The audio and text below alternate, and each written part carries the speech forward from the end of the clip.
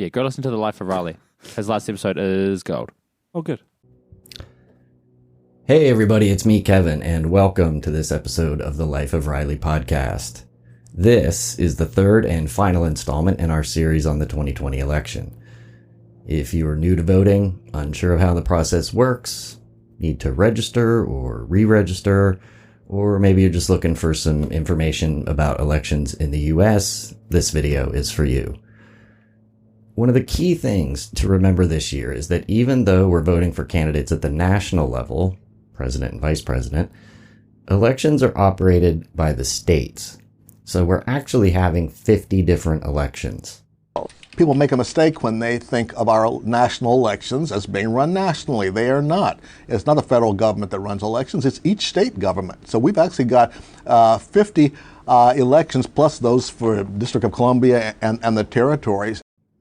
While the president and vice president are chosen by the Electoral College, I'll get into that more in a bit, members of Congress are elected by popular vote within their states, and those elections are covered by the Elections Clause to the Constitution, which reads, quote, "The times, places, and manner of holding elections for senators and representatives shall be prescribed in each state by the legislature thereof, but Congress may at any time make or alter such regulations, except as to the place of choosing senators." So, while the Elections Clause makes states primarily responsible for regulating congressional elections, it reserves ultimate power for Congress, which may pass federal laws regulating congressional elections that automatically preempt any contrary state statutes or aspects of elections that states may not have addressed. Like everything else regarding the government, there's a lot more to it than that, but those are the basics. The important part to understand is that there is no one system for elections. Rather, there are 50. Now, what about that pesky Electoral College system? If you're confused about how it works, you're not alone. I'll try and explain it in the simplest terms I can. Essentially, when you cast your vote for president and vice president, what you're actually doing is picking a slate of party electors, not the individual candidate. The number of electors in a given state is determined by their representation in Congress. There are 435 representatives and 100 senators. Add to that 3 electors for the District of Columbia, which for some reason still has no representation in Congress, and you end up with 538 electors. DC and 48 of the states operate on a winner-take-all system, meaning that all the state's electoral votes are awarded to the slate that won the popular vote in that state. The concept is intended to give small states and geographically large states with small populations an equal voice to the large, heavily populated states. Once someone has won 270 electoral votes, a majority, we theoretically have a president. But none of it is actually official yet. State officials will certify vote totals after the election, but electors don't technically cast their votes until about 6 weeks later. This stage is particularly important this year. The 2020 election differs from the norm due to the sheer number of mail-in ballots being cast and the time it will take to count them. This year, we should be thinking about election week or election month rather than election day. So once all that happens, the electors vote on 2 ballots, one for president, one for vice president. About a month later, before a joint session of Congress, the current vice president opens the votes from each state and officially declares the next president. If no candidate gets a majority, there is a contingent election. For reasons I won't get into now, this may be particularly important this year. In this scenario, the House of Representatives determines the winner, with each state delegation getting 1 vote rather than each member. So while there is currently a Democratic majority of members in the House right now, when broken down by delegation, the Republicans have the edge. The U.S. Senate selects the vice president, with each member getting a single vote. If all of that is still too confusing for you, and I could see how it could be, just remember the magic number of 270. If you're using a mail-in ballot this year, our advice is to cut out the middleman, if possible, and drop off your ballot in person. In the case of Wendy and me, I usually vote in person, although this year, I'm probably going to just use the ballot that they mailed me. Wendy has voted absentee for over 20 years. She lives out here in the Redwoods while I live in town. And she just drives down to the courthouse and drops her ballot off there rather than sending it through the mail. But we're lucky here in Santa Cruz and in California in general.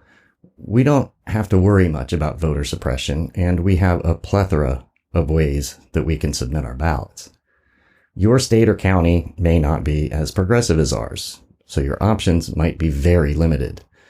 For example, Texas Governor Greg Abbott recently limited drop-off locations to 1 per county, which is kind of nuts.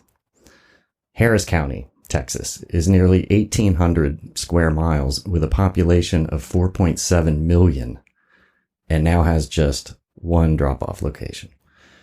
By comparison, the entire state of Rhode Island is around 1,200 square miles with a population of just over 1 million and has 39 drop-off locations. For further context, Santa Cruz is the smallest county in California with around 250,000 people sitting within 441 square miles, and we have 22 drop-off locations. So options vary widely depending on where you live.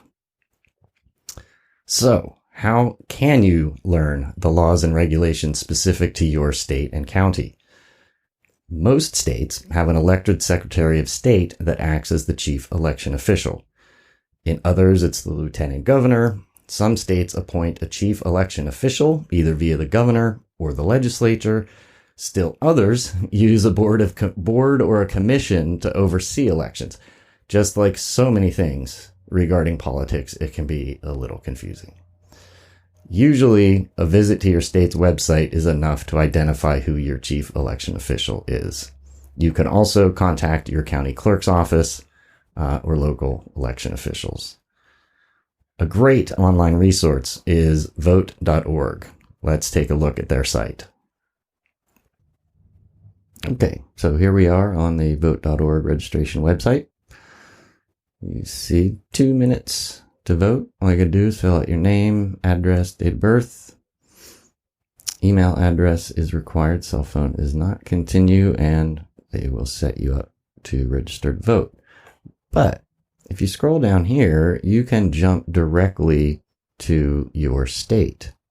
Not only to register, but also to find out information. So let's just, we went here already. So let's go to North Carolina. And wait, this is just the same thing. Oh, no, it's not. Scroll down here. Gives you information on registering through the DMV, registration deadlines, registration rules, all of that good stuff. And then there is links to sites off of vote.org. So if we go to local election office, and we'll just pick Brunswick County, do that, and you get a link to their website. You get their office hours, their physical address, their mailing address, phone numbers, email, and the name of the Board of Elections director for Brunswick County. So that's a nice streamlined way to learn the voting details of your state and find local resources for further information. Another route is to visit ncsl.org. This is the website of the National Conference of State Legislatures, and it has a ton of information all in one place. Let's check it out right now, just to give you an idea. Okay, the NCSL website. This is their landing page, just the straight up page. If we go over here to research and come here, research and go down to elections and campaigns. From there, we'll go to election web pages right here. And let's just pick something. Voting outside the polling place. Now, if we go there, lots and lots of information. But if we drop down here to tables, here we go. How states verify voted absentee ballots. Here you can check out the absentee rules in your state. Just do the first one in the alphabet, Alabama. Do you need ID to vote, to turn in your absentee ballot? Yes. Do you need a notary or witness? Yes. Either 2 witnesses older than 18 or a notary public must sign the envelope.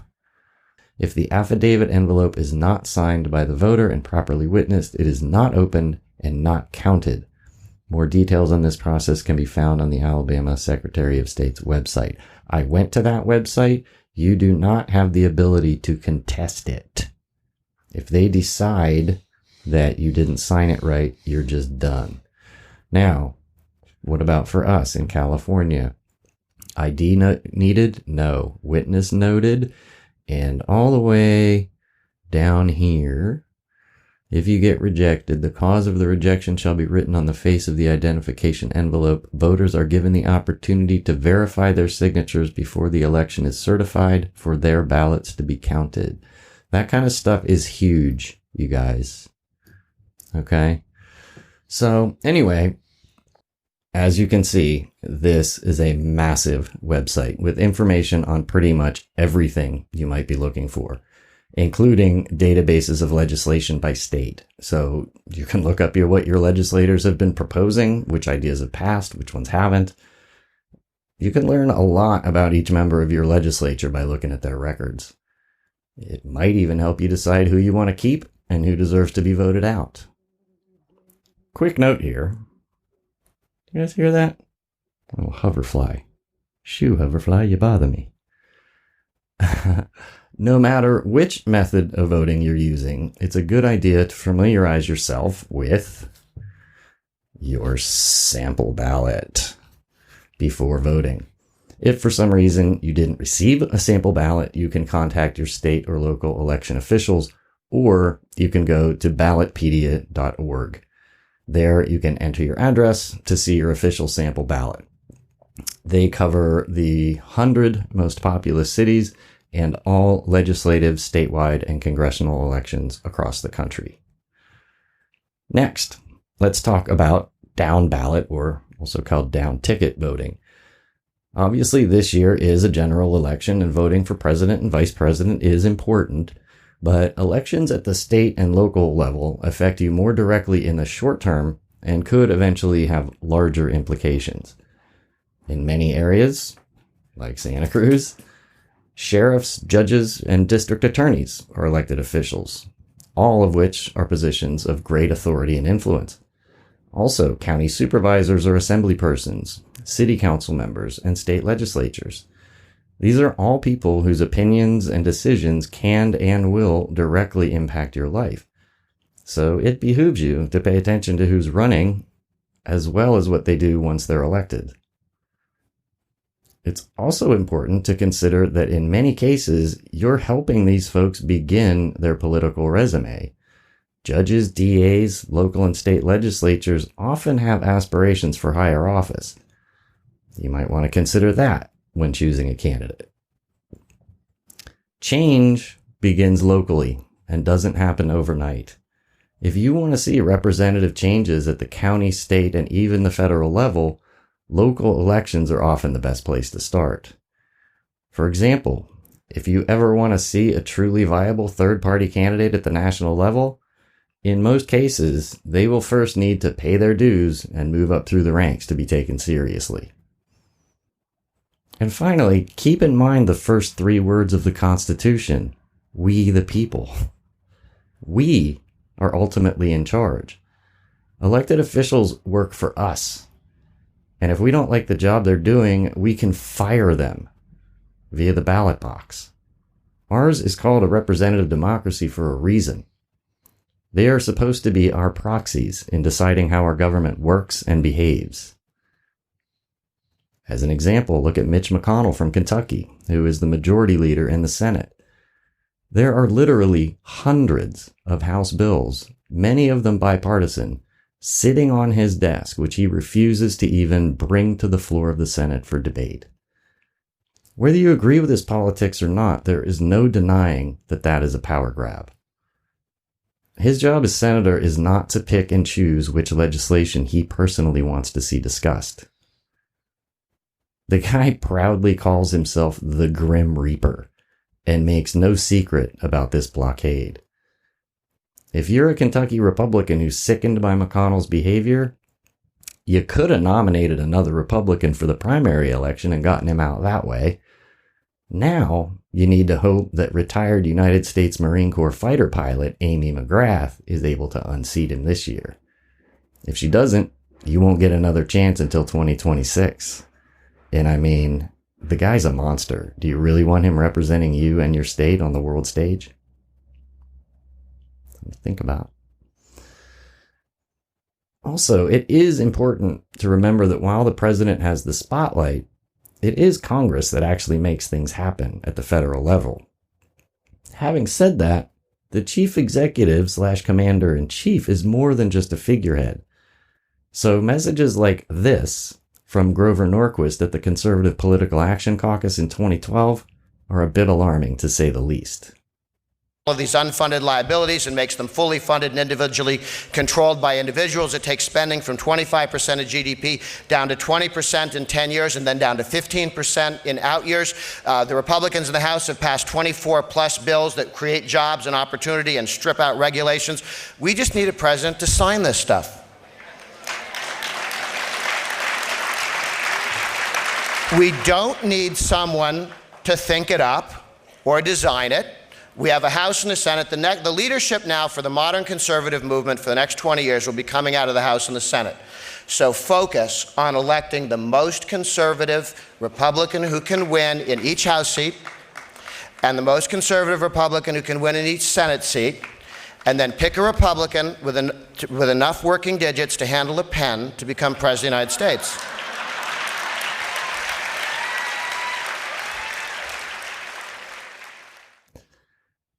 That's no way to choose the leader of the free world. Although, it does seem to be a possible explanation of how we ended up with the current occupant of the White House.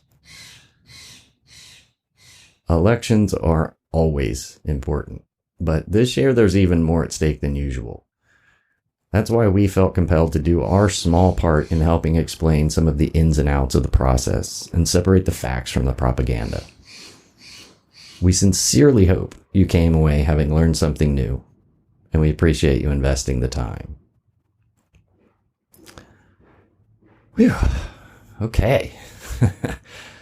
That's all we've got regarding the elections for the time being. And now we're ready to get back to the fun stuff. So if there's a topic you'd like us to cover in an upcoming episode, hit us up on Facebook, Twitter, or Instagram, and we'll see what we can do. To stay up to date with the goings-on around here, make sure to subscribe and hit that notification bell so you never miss new content. Once again, my personal thanks to Wendy for everything she does behind the scenes. This show is very much a team effort. I just happen to be the messenger. From coming up with show topics, brainstorming the scope of an episode, and forcing me to cut the fat when I get too attached to an idea, to, helping me stay focused on the task at hand, Wendy is an invaluable partner. As an example, knowing I was prepping for this episode today, her only message to me was, "Don't chase any squirrels." And finally, as always, thanks most of all to you guys for watching. We're very excited to be producing the show again, especially having switched from audio to YouTube. If you want to check out our back catalog, you can visit our website at www.lifeofrileypodcast.com or search Life of Riley wherever you get your podcasts. That's it for now. We love you, and we'll see you in the next one. Bye-bye.